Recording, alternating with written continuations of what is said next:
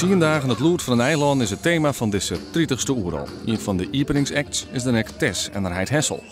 Al jarenlang een lood van het eiland. En de rapper Typhoon kwam wel.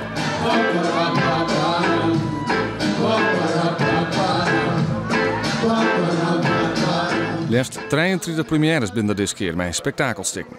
Ja, het Peking Opera is natuurlijk echt spektakel en is ook wel heel bijzonder, omdat dat is pas voor het eerst sinds 34 jaar dat ze weer in Nederland zijn. En dat ze hier ook nog hun voorstelling helemaal aangepast hebben, zodat het begrijpelijker is voor het publiek. En ja, dat is toch ook wel weer bijzonder. Dat heeft ook te maken met de samenwerking met China. Dus dat is, dat zijn gewoon de goede dingen. Ja, en wat we hier natuurlijk zien, dat is een heel bijzonder project, Europees project wat we ontwikkeld hebben. En daarmee laat Oerol ook zien wat Europa en Oerol samen kunnen ontwikkelen. Zie de wind van de zee erop een wiel. De dag de schuld van de nacht tevoren. Elk nieuw wat oproepen om zijn mening over het cultuurbeleid op een ansichtkaart te zetten en die naar Den Haag te sturen. Daar wordt op 27 juni debatteerd over de bezuinigingsplan, maar de bezoekers komen vanzelfs voor oorzaken.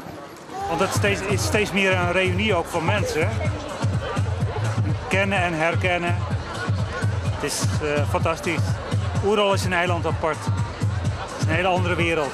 Nee, niet echt. Gewoon lekker het groene strand, gewoon gezellig. De mensen kijken, leuke gesprekken die je hier hebt, gewoon gezelligheid. Okay. Ja, absoluut. Nee, ik vind het gewoon heerlijk om lekker vrijblijvend rond te lopen. Dat vind ik wel gezellig, het sfeerproeven. Ja. En dat doe je vaker?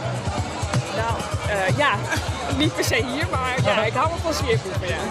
En strijdverig had de Oerol organisaties ze zonder 4 ton rijkssubsidie terugzetten met het festival.